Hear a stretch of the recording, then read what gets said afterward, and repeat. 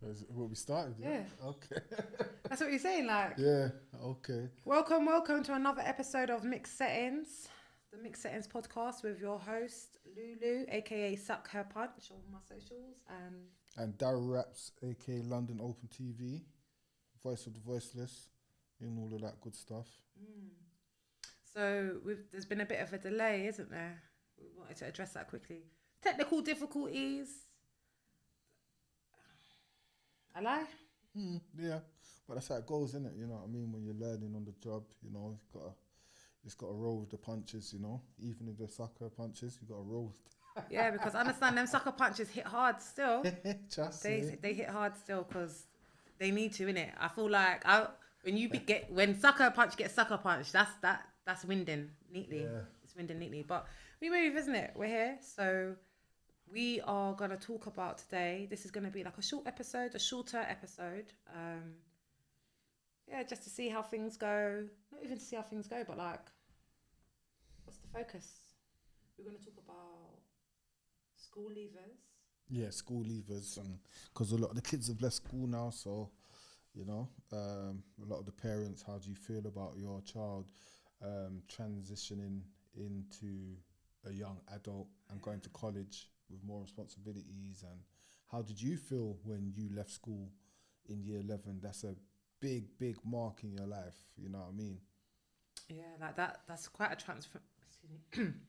transformational age. I can remember when it was like what it was like when I left school. It didn't feel real. It just felt like holiday. And how I've structured it for my children now is that there's things that they have to do as opposed to just holiday or like free time. Yeah, especially I think that's a very poignant time, especially for young boys. I think, and young girls. But I'm just saying from my perspective of that first when you leave year 11, that first summer holiday. I remember it was dope.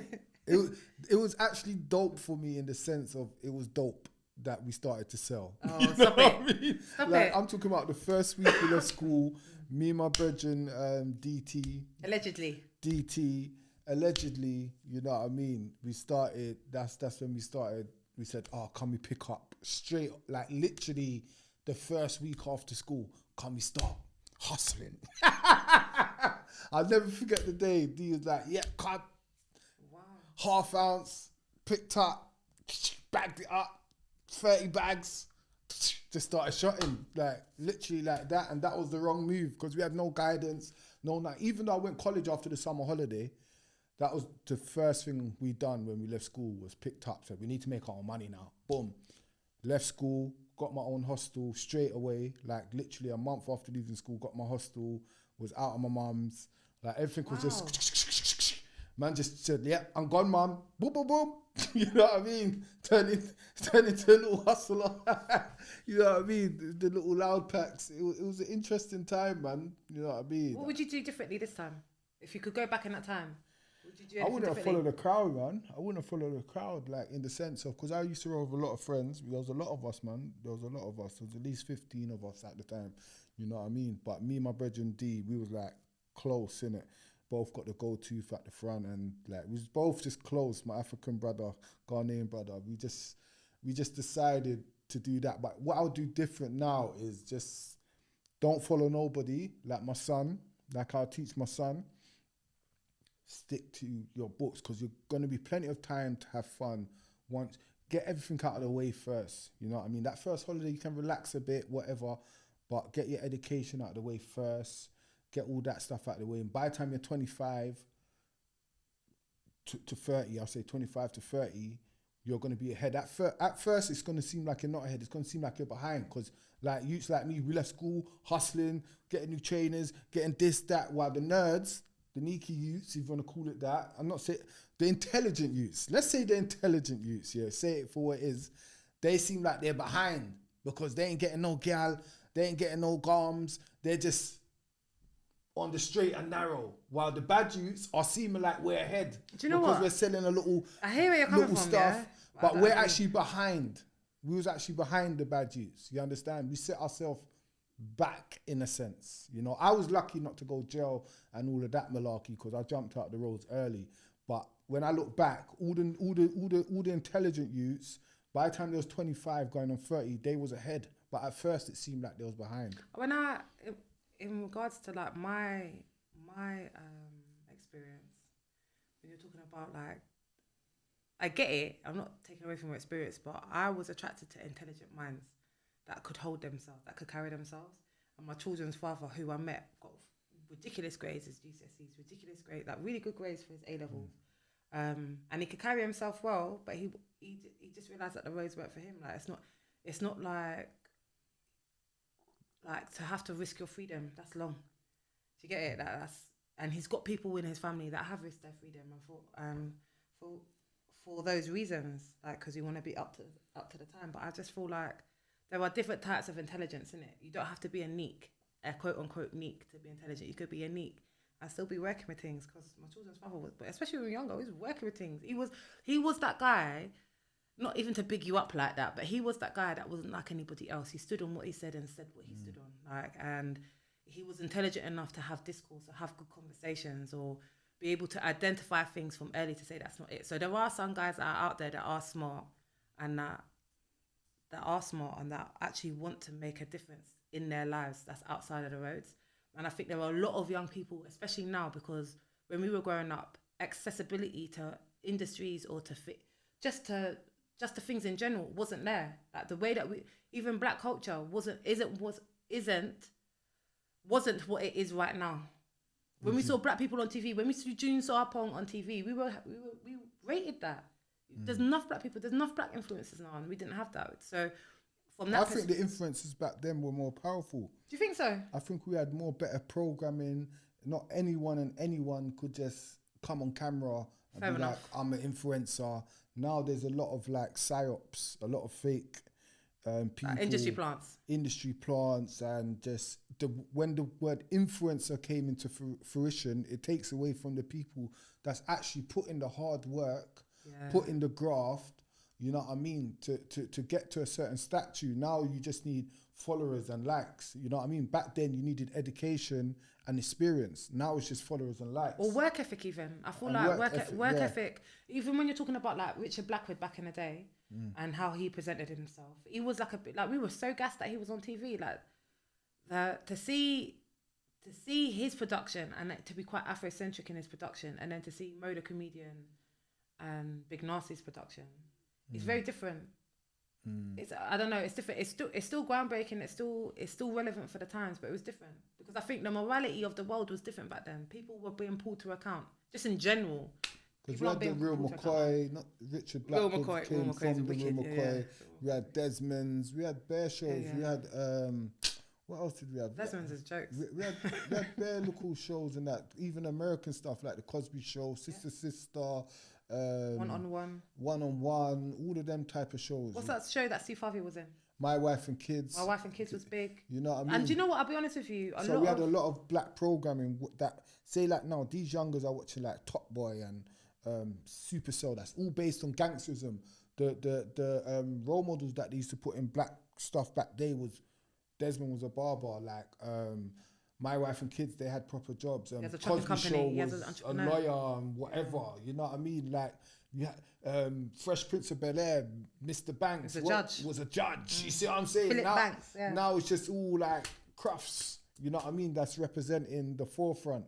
You know what I mean? You don't have like a nuclear family house representing black TV shows like it used to. So it seems like, because there's a lot of us online now, it seems like we've gone forward.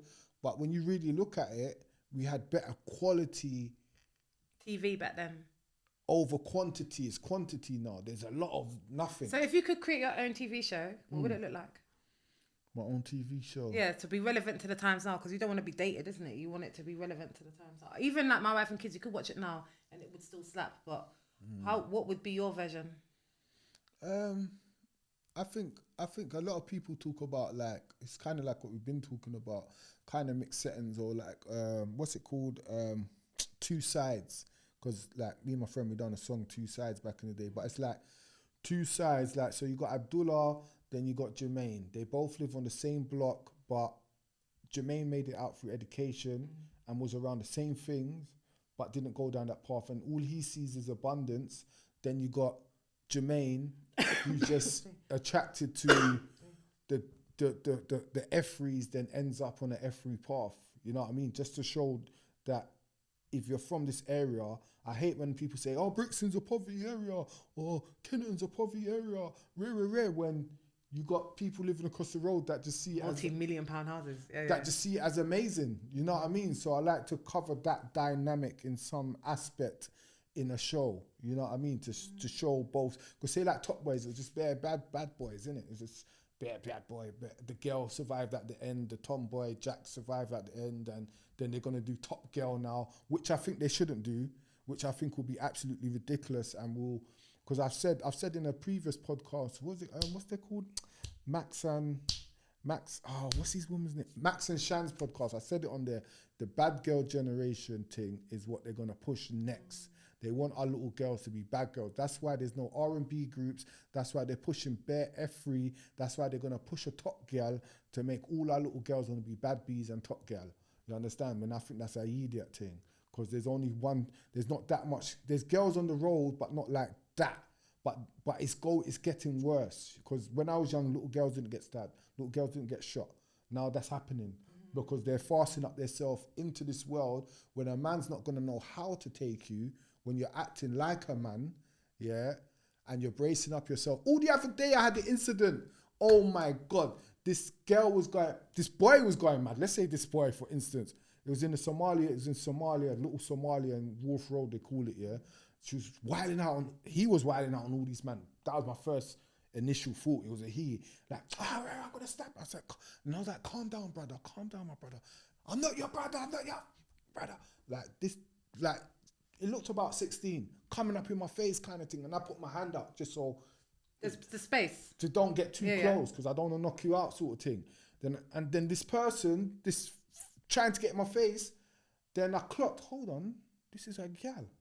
You lie. It was a girl. So imagine my initial thought was, you know what, it's a little boy, I'm going to knock you out. If you come into my peripheral again, because I don't know what you got. I still got to protect myself, you understand? Then I clocked, oh, it's a girl. So imagine if I knocked it out, someone recorded it, and it's on London OPTV is doing the guerrilla journalism, knocking that girl. That is funny. Knocking that girl. So I'm saying a situation like that happened the other day with adults. I'm talking about this situation vicariously, but a big woman stepped to a man, and that man is a big man, and she stepped to him on smoke. So I hear, and the man was like, "My friend, what are you doing as a woman? You can't step to me like that because I'm not going to deal with you like that. I'm not gonna address you like that. So why would you do that?" So it's just, I think there's times and places, and what you're talking about in terms of the top boy and top girl thing, I agree completely. I think if I was to do a sitcom or a show, I wouldn't even talk about gang culture. It wouldn't even touch the show, because how much gang culture is there in Britain for white people? But they never talk about it in shows. And if they do talk about it, they talk about it in a position, like The Gentlemen, that show, they talk about it in a position of power. There's gang stuff. You got Rolling with the Nines, you got the new one, Mobland, that is crazy. Is Mobland with, what's his face? Not Tony. Tom Hardy. Yeah. So I've watched some of that, and I get what that's about, but how many other films has Tom Hardy done, or sitcom, or like things of that nature that he's done that doesn't even touch those things? Loads. Everything that you go on the TV or any kind of cultural thing that's to do with black people, it's always to do with some kind of gang stuff. Like, really? We don't have to be, but say that there was Peckham Road. We have to have it all that time. Peckham Road that they created recently, that flopped in the cinemas because it was like some thing about uni students doing all of this happy-go-lucky stuff, but it flopped. Totally flopped. I mean, you don't have to have happy-go-lucky stuff, but you've got to have things that are relevant, isn't it? And gang culture isn't the only relevant thing in black culture. Like, we need to move away from that. And the fact that we do, but I don't think we covered it. I don't think we covered it to a depth. I think when we cover it, that's why I said I want to see both sides. I think it's more glamorized. Yeah, 100%. I think we need to cover it with the emotional side, how it affects the community, how it affects the family. From that, that's why people keep on doing it, because it ain't been done to a top degree yet. You know what I mean? And most cultures whether it's black, white, whatever, they always lead with badness. Even superhero films it's badness. They've got a villain. They've got a villain. It's all badness. The origin story. That's what sells in the cinema, whether we like it or not. But I think with the difference between Mobland and Top Boy is Mobland's got some sophistication to it. Yeah. You understand? It's not just an organisation. They're the respect. Plug. Yeah. They're not the underbellies. Like Top Boy. Because you know Arnold Ocheng is in Mobland. Is that Mobland? He's a black actor. He's from the ends. Okay. Yeah. He's from the ends. But how they portray him. Yeah, Snaky Man. Yeah. So the way that they portray him in that, is that they portray him like a dum-dum. And that's not who he is as a okay, outside of who he is. He's acting, but he's the only black person in that film, in that program. And they and they got him. Jax in there, that girl. They portray him. Jax from Top Boy. The only black man in that program, and they portray him like a dum-dum. They don't portray him like all the other bosses or all the other people have got like significant roles. Like that dynamic is off for me. I watched it. I saw it. Nah, sorry, Mobland is hard. It's 10 out of 10. It's wicked. It's the best thing that I've watched. It's wicked. In a while. When it comes to gangster stuff, Mobland is wicked.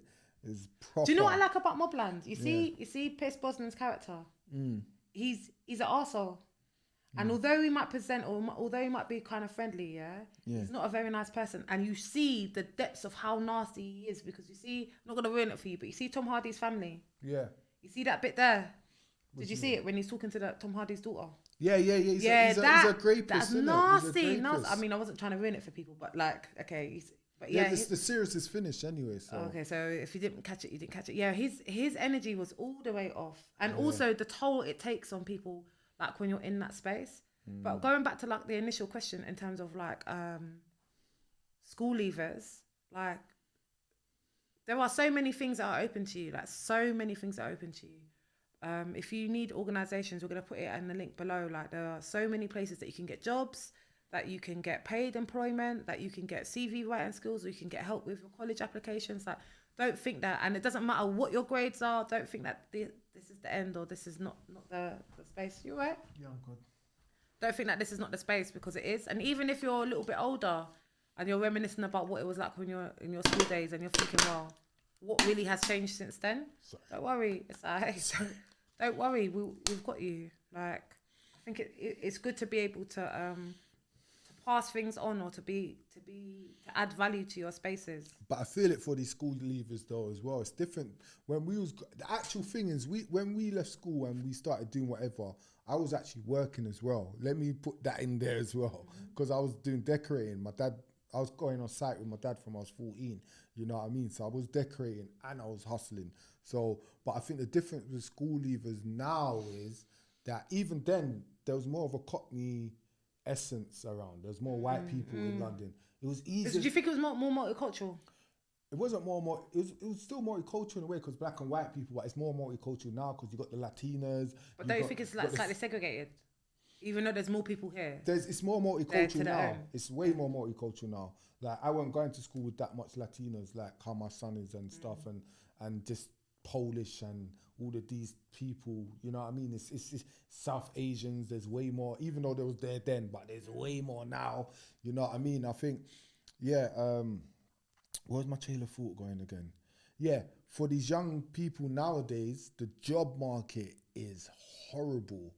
It's horrible because I said it numerous of times, but I think this is a good time to say it again, is the jobs that we used to get in McDonald's, all these fast food restaurants, for your first local job to make your first local mickle muckle, it's bare them old man there, them big South Asian man that's got the job. No offense, but I'm just saying how it is.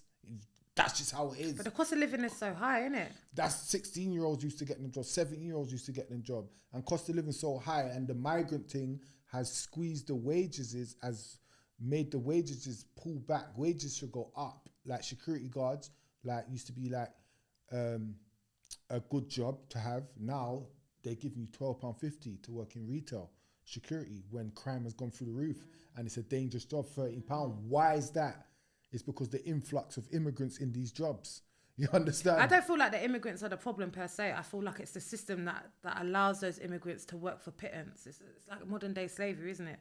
If you know that people are going to be a part of your organisation that aren't going to ask for much, and you're naturally going to ask you're They're not naturally part going of to the do. problem, but they won't stand up. So they won't, like, say like an It's going to be English difficult to do that I've if you worked don't in know these how to do it, environments. When yeah. I was working for Gold Path and Gorillas, big up all the young G's, because there was this bare young G's there. Me and Captain Rambo's in there, as elders in there. There was bare young G's. When I'm talking about when Gorilla, the company first started, they got bare black youths to work from them because they know black youths won't get robbed like that. So they use the black youths to build That's up the interesting, company. yeah. Okay. They used them to build up the company. I'm talking about, like, I walked in there the first day, there was like 20 brothers just there. Just bare man. Like, it was crazy. But it was Good for them though, man. It was wicked to work with them. But I'm saying the company used them, innit? And then when the company didn't need them, they got rid of them. Then you go back there now, then it's bare them man there. You understand? Like, Why did they get rid of them? What was the reason? because they used them to build up the reputation of the company, innit? You know what I mean? How Not did to they get lose their robbed. jobs though? Like, is it contracts or Like, like they they're just all got gone. fired? They're all gone. The way they fired me is because I weren't having it. You understand? Like, because they wanted me to be manager of the warehouse, but I was like, no, I'm not. I don't want to be no manager. I ain't coming here to be here for the long run, sort of thing. It's just a quick job. You know what I mean? So when I saw them taking the piss and that, like the managers with the youngers, I'm calling it out. So they brought in some black woman. Oh my God, she was the worst, man. She got rid of man them like nothing. She was just dashing man them out for stupidness, for the pettiest things. You know what I mean? Like what though? Like give us an example. Like what did? Because you can know that you can It's appeal it. hard Anyone that's watching that. It's you 0 could hour go to HR. contract. It's hard to Yeah, but- appeal. It's hard to go against 0 hour contract because they could just get rid of you. Like, just say, oh, we ain't got enough shifts. So, But they'd have to give a reason that they don't have enough if they shifts. get rid of you and say there's not enough hours for you. Yeah. Like on paper now, if it goes to court, it won't really stand. You understand? Because they got rid of you because it's 0 hour contract. That's the thing with 0 hour contracts. That's the trick. You know what I mean? If you say, like, I want to get rid of you now, I'd say there's not enough hours, you know. You can't. What are you going to go to court and say? So they basically gave all those hours to other people. But there weren't enough hours for you. Your 0 hour That's contract. terrible, We don't have to give you hours. For those that are in the comments here that do know about HR, I'm specifically talking to you, Miss Augustine. What are the HR rules in regards to that? Because that would be interesting to know and to put in the comments as well. Because I feel like in terms of when you go for a job, no one teaches you about your contract and nobody teaches you about the HR rules. You learn that on the job. You get it, like. But if somebody that is in HR, I'd be a good person to have on actually. Somebody that is in HR that can actually have a conversation. I think if you was part of the union, you would have had more like flexibility. If you was you have to be under a union. If you're on a 0 hour contract, then you could get more help. You're a bit more protected. Because people address you differently because it's like actually I'm taking care of my responsibilities because the business is always going to take care of their own stuff.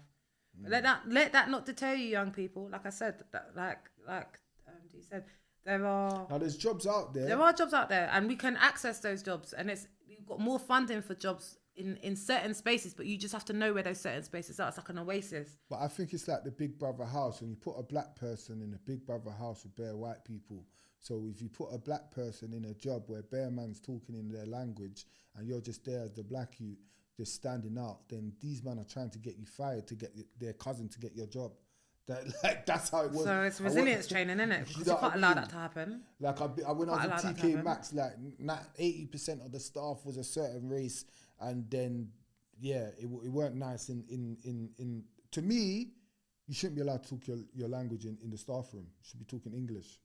People might say you sound... Why? Because it breaks down communication. Fair enough. It makes people... Imagine man sitting over there, and you're sitting there and they're looking at you.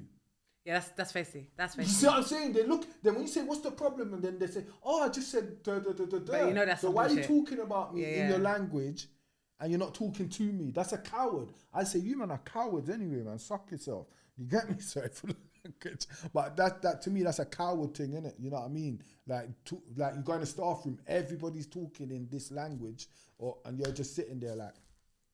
Yeah, I feel like... Yeah, that makes sense. Because if you were in their country, then you would be expected to speak that language. Exactly. So and it's a respecting. It's a respecting. If it's their family business, that's different. But if it's a big corporation, you get me, where the diversity rules have to apply, then it should Even be in a family business, there should be a level of respect there, because if you've got someone there that doesn't, that's a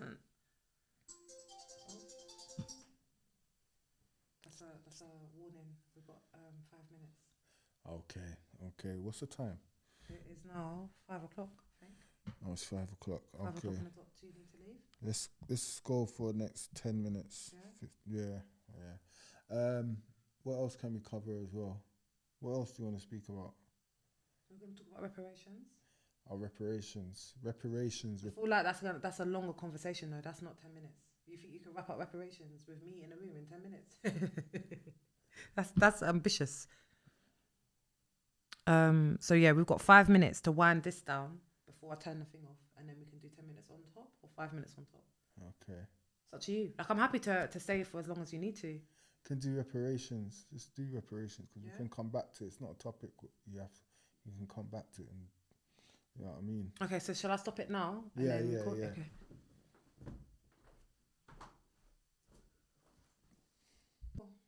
Reparations. So in regards to that, in regards to what you were talking about, in terms of like being in a space where your language isn't the dominant language, or how you see things, people aren't respecting the dominant culture. Yeah, do you think that's specifically towards black people? Do you think they're doing that towards black people? No, it's not a black thing. It's a British thing, isn't it? You know what I mean? I'm not talking about like they're racist towards me as a black man, or they're moving funny. I think black people and white people are the most discriminated people in the workforce at the moment, especially men. I would say in normal blue-collar jobs or your normal jobs, wherever, we're the most discriminated, because we get labelled lazy for not wanting to climb on the roof when it's not in our contract. Not wanting to risk our life, do all these stuff that, because we know the law, they'll say, oh, you're lazy. No, that's not in my contract, mate. And there's no safety training for that either. What do you mean? I'm not getting paid enough to do that. You want me to risk my life for what? To change the fuse box. I'm not an electrician. Then some guy will come, I'll do it. Bzz. Then he's, you see what I'm saying? Like that's the point that I'm making, is that black people and black British people and white British people, especially, or British people in general, if you're born here, you're labelled as lazy in a lot of these workplaces. You know what I mean? Like, you got to work extra hard. You got to prove your point. They're on you like a hawk. You know what I mean? Like, it's different in other departments, creative departments, youth work, whatever. They need us, innit? Like, that's a whole different argument. Career jobs. I'm talking about just over broke jobs, JOBs. You know what I mean? Just over broke. I like that. So do you think that's maybe what I say? Do you think? I think in regards to reparations, that's one of the main reasons, that psyche in that country psyche, that black people don't do this, or they're not this, or they're not that. They don't deserve this. Why should we give them this? Which is why it's taken so long for reparations, and they enjoy the benefit of all the things that they've stolen. Yeah, and don't want to give it back, and don't want to sacrifice or put themselves in a situation where they're not able to be in control or have control over things. I think it's ridiculous. You've got reparations for everything else. Even the slave owners, them shitty pieces of scum, yeah, they got reparations up until 2015. Mm-hmm. Do you know how wild that is? Yeah. I've been working before 2015. I paid taxes, and my taxes were paying off slave owners. Yeah, what's the actual fuck? Yeah. And still no talk about reparations. I feel like if there were true reparations, it would spark the conversation about the British Empire and how many other reparations they've had. So like, the Caribbean is one, Africa is one, India is one, China is another, Australia is another. Do you not know that they went into China and did a bag of fuckery over there? Yeah. But I swear they got money. And what they did in India, they haven't got their money yet. They haven't got their money yet. And even India, their artifacts are still sit down in the British Museum. They have the debt that they owe, that Britain owes India. If we go down that route, they'll be bankrupt. The debt that they owe Africa, they'll be bankrupt. Most European countries will be bankrupt. We're seeing that all over across the world, across the continent, in fact, where African countries are saying, you know what, this stuff grew here, so how about we keep it here? Like, do we need to take it to? Oh, I can't remember the name of the country. They're basically saying that all of their diamonds are going to be polished in house. They don't need to export it to Europe for them to be polished. If you want to buy those diamonds, you're going to get those diamonds. But on a bigger scale, it's like they don't have the capacity to give that money back. They don't have the thought process or the empathy. It doesn't exist in them. Because if it did, it would happen already. I lie. I think what we've got to identify first is that reparations is first of all is to repair our nation, and it's like people like to talk about the money aspect of it, but that's the last aspect of reparations. First, it's about, like I said, repairing our nation. Is repairing our mind, body, and soul first. This is why, like, a lot of young people get discouraged when we talk about reparations, because they think it's about money. It's not just about money. You know what I mean? It's about repairing ourselves. That is, because you could get all the money now, but we're not repaired. So everyone's just gonna buy Jordans and cars and give the money straight back to the same people that gave it to us. So they need to, so is it you're looking an apology, or we're looking an apology? Like, what is it that we're expecting from the British government to give us? No, I'm not saying that. I'm saying we need to make sense? We need to repair ourselves first, and then it will come to a phase of where we're so repaired, where they will fear us so much and be like, oh, here's your things back. Because reparations is a must. It's not a if, it's not a but, it's not a beg, it's not a ask. Reparation is a must, because the cycle of the moon's nearly over the lunar calendar. We're gonna go back into the sun, into the cycle of the sun. So their time's up. They know it. They're gonna have to give back certain things, but we gotta be prepared for that as a people. We gotta have unity. We gotta come together. Unity. If you don't know, I'm talking about unity. Same thing. We gotta come together as one and repair ourselves first. That's the first stage of reparation, is coming together as a force. Africa and the diaspora, but especially, you know what I mean? And I think I'm more push for, no one don't stand up for reparations more than Rastafari. You know what I mean? Been pushing for it the last 10 years. I think the reparations movement on the 1st of August this year, it's going to be 1st of August this year, been pushing for the last 10 years. All this Ibrahim Traoré stuff, Rasta's been talking about this. Every year we come out for this, and there's other movements in between the year, not just and the 1st of August, what a lot of people say, why am I coming for, why am I begging for it? It's not begging for it, it's us coming together, networking, and knowing how we're going forward. It's us showing a national front. You see all these armies in the world show their artillery and all that. We don't have that. But what we do have, what J. Edgar Hoover said, when the black people come together, it's like an atomic bomb. So they don't want us to come together. So that is our biggest threat to this system, for them to squeal into a corner and give us our things back, is us come together. That's what they fear the most. Why do you think the Ibrahim Traoré marches and that wasn't put on the news? Reparations is never put on the news. You understand? It's because they don't want us to come together in the name of unity. So reparations is about repairing our nation, and reparation is a must. It's not if, it's not a but, it's not a beg. You know what I mean? We're not begging for nothing. So what things are put in place at the moment outside of the march to recall the repairing of the nation? Because from what I see, I'm not taking away from any of the movement, but from what I see in terms of what's pushed in popular culture, especially within black popular culture, is ratchet shit. It's stuff where we're talking about gun violence, knife violence, selling drugs, popping your pom-pom.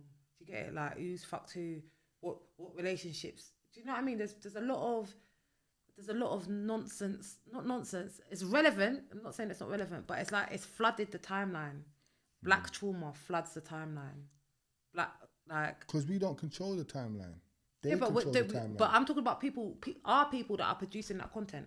I say our people for those that are like, yeah, this is a mixed race podcast. Like, we're both mixed race, but also we're non-white. So we're presenting non-white. We're not presenting as white. We're presenting non-white. So those. I'm black with mixed blood. That's how I always identify myself. That's you. I hate that. You know, like when you terminology. Yeah, I'm Caribbean, Jamaica, man. Mixed blood. I hate that. I hate. But that's what it is, blood. I hear it, but it's DNA, innit? You know what I mean? But yeah, so like, what are the things that are happening? I mean, this podcast is one of them. I'd like to think that this is gonna add value and impact to repairing certain things, or giving people a way out, or even a platform to speak about things, or even just for them to listen to a different chain of thought than the ordinary. There's hundreds of things out there, man. First, I will start with Galaxy for We FM. When I was in a dark place like years ago, when I was 29, I started to listen to Galaxy FM. Big up Dr. Abu, big up all the elders on that station there. They've been pushing and they're a safe haven where you can go to. Big up Dr. Stephen Ferguson as well. Big up all the empresses on Galaxy for We FM. That is a place where you can learn about these things and learn and the plug to so many organizations within the community. You know what I mean? There's so many organizations within the community. Galaxy for We FM. Okay, yeah. All right, cool. You know what I mean? We put it in the comments. Yeah, we'll do it. Yeah, we'll put it in. You know what I mean? We'll But yeah, that's this radio station, innit? You know what I mean? They took them off the FM, but now they're on the digital dial. But they got so many angles and so much links to organizations. You know what I mean? And there's so many organizations within our community. There's so many powerful leaders. You got the Bobby Kasangas. You got I love Bobby Kasanga. You got the Dexter Sims. You got love Dexter Sims too. You got even though he blocked me, the Chris Preddies, these type of people. You know what I mean? We've got so many. We need to get you off the unblock list. There's been a bit too many people. Nah, keep me blocked. Keep me Why? blocked too, boy. Because you block man for an idiot thing. But I still rate you because you help kids. We got what's his name? Andrew Fuller. Respect. Yeah, Big I like up Andrew Fuller. I He's love passionate, what he's man. doing. You know what I mean? There's so many people in our community actually doing positive stuff, like on a high number. But it's like the real things is actually the fake things. The really the most things is actually the fake the most thing, because the real things don't get pushed to the forefront. 100%. If you understand what I'm saying, you know what I mean? It's just easier. how it is. I feel like there's some people that it's really, really, really, really easy to be fake. It's really easy not to be your most authentic self, because being your authentic self will mean that you have to challenge yourself and be better than what you were before. And not everybody's willing to take on that mantle. Not everybody's willing to do the hard work that it takes to address certain things within yourself so that you can move to the next level. So it's easier to be fake. It's easier to do the bullshit and to do the narrative. You see me, I can't do that. You know, I'm straight up and down like 6 o'clock. Like I need to be around authentic people, and I need to be around have an authentic vision that moves forward. I don't understand how people can be about a vision that doesn't move forward, or a vision that harms other people, that disrespects people. I don't get that. Like we see it every day. If I don't want to be treated like that, why would I treat somebody else like that? But unfortunately, it doesn't matter. And as anyone that's a podcaster knows, that this industry is not necessarily the most pleasant industry, not necessarily the most welcoming one. However, every industry is like this. If you stand on something and you've got a little backbone, or you're not a little jellyback idiot, you're gonna face adversity. You're gonna face people that aren't part of the plan, that like the energy, like the vibe, because it makes them feel good. But when it comes time to putting in the work, or talking about something that's important, or having a conversation that makes a difference, like not just personally makes a difference, not just the back and forth, but like actually makes a difference moving forward, people ain't on it. They want the fuckery. And yeah, I get it, bad news sells, but it's like, come on, man. We've got to be better. That give you the real. You get me? Like if you want to talk about roads and that, and someone that gives you a real perspective without no sugarcoating, got to big up 9-5. Big up 9-5 all the time, because the way he breaks down things and the way he tells the youth about the road, there's no glamorization. He just tells you how it is. You know what I mean? And that's a part of the repairing of the nation, because you got to have people that can speak to our rebels, speak to our soldiers on the road. You know what I mean? Because not everyone they're going to respect or take in. You know what I mean? Because not everyone can relate to what they're going through. You know what I mean? 100%. So there's plenty. I think that's why I love Bobby so much, you know, because Bobby Kasanga, Bobby's journey is crazy. Like Peckham boy, and now he's got he's focused. I'm gonna go and volunteer at the event on the 22nd. You know, the 32 Borough Cup. Okay. My son played in it last year. Can you believe that? Okay. Can't play in this year, unfortunately. But yeah, like imagine. Yeah. He's created a 32 Borough Cup here, knowing that the people got beef with different postcodes, but and he's got people that are about that life. I say about that life, but like people that those young people respect here to represent each of those 32 boroughs, and then has an event with all of those people there. That's levels, man. That's levels. Like that's repairing. That's reparations in and of itself, because you're giving somebody something. You're giving not only that child, but you're giving the family around that child something positive to aspire to, and you're giving everybody in the community a job to do. That's dope. Yeah, Bobby's been trying to get me on his podcast because me and him disagree about a couple of things still when it comes to drill music and that and certain things. But we will have that discussion one day because me and Bobby used to play football together when we was younger. Really? Is he really the Peckham Zidane? Me and Bobby... You know he said that all the time. Like what? Maybe when he was playing in Peckham, but when he used to play for Santley, no, Bobby was a good player still. I don't know about Zidane. He's going mad. Yeah. It may be Adebayor, but not You're Zidane. funny, Adebayor, you know. Liberty. That's him saying it, not me, Bobby. Bobby's always good with people still. You know what I mean? But Zidane is crazy. There's levels to that, isn't it? There's levels. Like don't use Zidane's name in vain. But Bobby was levels still. He was levels. Funny. He was a good player, man. He was a good player. I can't take that away from him. You know what I mean? But yeah, there's plenty of people in our community, man. It's just for us to highlight and bring them to the forefront. You know what I mean? Because our community does love the fuckery, innit? You know what I mean? I think every community loves fuckery, innit? But it's like our fuckery is entertainment for other people, and that's not cool. Yeah, like but at some point we've got to stop, other innit? communities celebrate their children killing each other. That's why I get into a lot of disputes with these other people online and community people. I've got in so much disputes because you glamorize and you give people platforms that just glamorize the street life and glamorize the murdering of each other, and I'm not about that at all. People might think, even the way I present myself, like friends that know me from when I was outside or whatever, they're like, bro, people think he was never on the road. I love that. And I love people to assume that don't know me. Because when I hear people's story, this person went through this, they went through that. And I'm like, that's all cool. That's your experience. But I'm glad that I kept my testimony close to my heart. You know what I mean? Because there's still so much I can talk about. Like everyone leads with this, oh yeah, I went to jail, I went to this, I went to that. You know what I mean?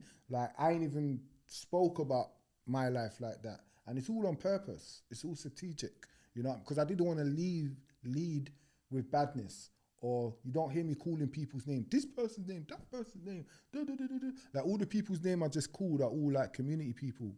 Good guys. You see what I'm saying? 100%. I'm not trying to lead with the badness. You know what I mean? That's what a lot of people lead. Do you think that people lead with the badness in order to grab the youth? Because if you've got a message to share, some people when you're doing the kumbaya stuff, they're not really trying to relate to that because they're not on the kumbaya path yet. It's not really kumbaya. It's not I'm not saying kumbaya. Shit. But do you understand what I mean? Like with those young people that are on the roads or that want to make their money, that don't feel like that your message is going to be the message that they listen to. That maybe hearing someone's message that sounds like them, to grab them in and then to have a conversation afterwards. Do you get it? But it creates a narrative. I'm not taking away from what you're saying, yeah. No, but I'm saying it creates a narrative of like, to be heard, you got to have been jail. That's why I use jail as a university. You understand? It's like the graduation of the streets. I've heard that so many times, you know. If you ain't been to jail, you can't talk on the streets. Okay. When I'll tell all these people, suck yourself, because for one, most of you weren't born in a house, where stuff was going on. A lot of you chose the streets when you went to secondary school. Your parents wasn't on smoke. Your dad wasn't on smoke. You chose the streets. There's a big difference to being born into it and choosing to go on road. You get it? Your mum and dad was working. Your mum and dad was in the church, but you chose the road. So that's why I'm like, I'm not hearing it. I'm not hearing it. Do you know what? It's quite interesting because it's like, you know, like the university, prison's a university. I've heard that, but when you get inside, because when you get inside, you might do petty crime, but by the time that you leave, you know how to boost cars. It's a university because people talk, innit? What you got to do all day other than when you got your rec time, you're going to have a conversation about how I got nicked for this, I got nicked for that. So it's a university of crime. If you see the phone book, I see man come out of prison with all the numbers, man from North, this plug, that plug, this plug. Like you get so much shit in there. So you become a bigger criminal when you go into jail. You know what I mean? And a lot of these people lead with their... It must be so lonely though. Must be so fucking lonely. People love it, man. They love it, man. That's why they always talk about it. Man, I certain don't men think have been in so. jail for like 3 years, 4 years, and they're 40, but that's what they lead with all the time. That 4 years of their life. Some people might argue because it's so traumatic. Yeah. But what about the rest of your life? You know what I mean? Some people haven't got past that point, innit? They haven't got past that point of that traumatic thing because that's their defining moment. It's like man them that are like 60, that are in their 40 plus now, that feel like their 17, 18-year-old time is their heydays. They're trying to relive that space. They're trying to look like that space. They're trying to keep current, and that's not the energy. But I think I think that's a different folks, different strokes for different folks. Yeah, but I'll be honest with you, I would hate to go to prison. I think that like what people underestimate is actually staying on road. You get me? Like certain man that I know been jail for mad years, they've come out and then go back on road. No, they've been to like 2 funerals. Like man being on road, I've seen how much people drop out. Been to how much funerals. Seen how much mums cry. You was in jail, fighting, fair enough. smoking, having fun, just shitting in your cell, laughing, bare jokes, while man was outside dealing with real life. Yeah. You understand? Man had to see the trauma on the ends. Man comes out and don't know. Got no idea. Don't have no idea what mummy's been through while you've been in jail. Got no idea what your little sisters or your little cousins have been through while you've been in jail. You've missed everything. And the thing is, if you were in jail for something that was admirable, it would be different. So you see, like when Nelson Mandela came out of jail, he went to jail for a reason. Do you know what I mean? Like an admirable reason, like he wanted to fight for his people. You're not fighting for your people. You're literally fighting your people. I don't get that. I don't get how you could go to jail for an area that you don't belong in, that you've got no stake in whatsoever. Yeah, a lot of man go to jail for drugs, innit? It's usually drugs. Yeah, I don't get that. Drugs or I'll say like licking it's a bit different, because I say licking it, to me, that's like a Robin Hood thing, innit? Certain man choose to lick it. From your licking from the rich, like that's your choice. I wouldn't tell no young person. I'm talking about like violent crimes, innit? Yeah, so like, if you do violent crimes and those violent crimes are within our community, then and then when you get out, you get celebrated. That's crazy to me. Like, why am I busting champagne for you when you've just done a 9-year stretch? This is not a celebratory moment. The celebratory moment is when you get your life back on track. I don't know. You don't bust champagne for youths that just left uni. The whole block don't come out. You get me? And celebrate them dissertation time for getting a doctor's degree. I said that years ago. I think you post it, made you think, repost it. And made you think. And I got into some trouble with some people because someone copied exactly what I said word for word, and I was pissed. You know what I mean? I won't even say the person's name. But anyway, yeah, I think I just think that's the way we've been programmed, innit? It's a programming. So do you think reparations, just to touch on it again, is like a form of reprogramming ourselves? Yeah, 100% repairing our nation. Do you know what? There was a pamphlet recently that I got a hold of, and it basically explained the Rastafari religion. I was like, this is the most beautiful religion. This religion just seems like it doesn't have like you see, like all other religions, they have like really strict rules, and like if you don't do this, you don't do that. But it's like in terms of how you should deal with each other, it doesn't matter who it is, the things that the principles and how you should live your life, or how other people should live their life. It's beautiful. If everyone lived their life like that, I agree to a point, but I would say, like, in the sense of like every religion, like in the sense there's always a strict side. So Rasta does have a strict side. If like proper hardcore Rastas, they live in like Old Testament. You get me? Like that's not easy. Like no sugar, no salt, no this, proper discipline. But you see those things there. Praying, That's what we should have. No, but I'm saying that's not easy. That's strict. That like it's not every human can live like how the Ayatul Rastas live. That's like I've done it for 3 years and it wasn't easy. It wasn't easy. Was the sugar bit difficult? That was the hardest thing to quit, was sugar. You know it's more addictive than cocaine and heroin put together. That was the hardest thing. And it causes more illnesses than anything else. Sugar is the number one killer, but because it makes people money from rum, from sugar, every product that you see on the shelves has got sugar in it. Yeah. It's the biggest drug industry, the biggest crack cocaine that we could have. Mm-hmm. That's why it's so hard to get rid of. Have you ever seen a child when you give a child sugar for the first time? Mm-hmm. It's like that they turn into a crackhead. Basically. Respectfully, they're like, I need the sugar, I need the hit. So that's the thing why it's so hard, because when you're doing it proper, it's in everything. It's in everything you can think of. Even things you can't think of, it's in. That was the hardest thing. Ketchup, it's in ketchup. Can you believe that? It's in ketchup. Ketchup, sweetener, Ross Clark, ketchup, everything. It's Mayonnaise, in everything. salad cream, everything. Like any kind of condiment, anything that you put on anything. If it ain't natural, anything processed. Even like a coconut. You know the coconut water? Yeah, anything that's got made. Sugar. Yeah, because that's in the about that. in the carton. In anything made or man produces in basically, you know, and salt and sugar, kind of the same thing. You know what I mean? The sugar in crisps. Can you believe that? Yeah, sugar and everything, man. Yeah, man. But I feel like the ITIL way of living is a good way of living. ITIL is vital. Yeah, ITIL is vital. Good for that. Like, because not only do you, it's a bit like like you said, the Old Testament. They don't eat pork. They don't eat any crustaceans and stuff like that. They might eat fish. No, they don't even eat fish. Our ITIL diet is just veg, fruit and veg. Yeah, some Rastas eat fish. Some Rastas, some don't. Innit? That's like of choice. Yeah, I just want. And also choice. Like... And Rasta, you don't have to have dreads to be a Rasta. That's a myth. Because Selassie didn't have dreads. So how can the guy who they're looking up to not have dreads, but you have to? That's like when people used to have dreads back in the day, it was a spiritual journey. Some people have dreads for like 4 years, 5 years to go for the antennas, the spiritual antennas for a couple years. You know what I mean? Some people decide to keep it. And some Rastas say when you lose your father, you're supposed to cut it. And there's 12 tribes. You sort of 12 tribes of Judah, yeah. There's 12 different tribes in Rastafari. You know what I mean? You got the Naibingi, you got the I can't even remember all them off the top of my head, to tell you the truth. I know Gad is a tribe. Who? Gad, and I know Reuben is a tribe. Okay, so see, there's 12 tribes. I don't know all them off the top of my head, but yeah, there's 12 tribes. So there's 12 different alignments. Just like Christianity's got how many different denominations. There's a lot of similarities between all religions. Aromatic ones, innit? Yeah, Abrahamic. Abrahamic. Aromatic. Ain't that the language? Yeah, that's the language. That's what I said. Abrahamic religions. Yeah, they hold a lot of weight, and I think that's a form of programming in and of itself. So yeah, reparations, man.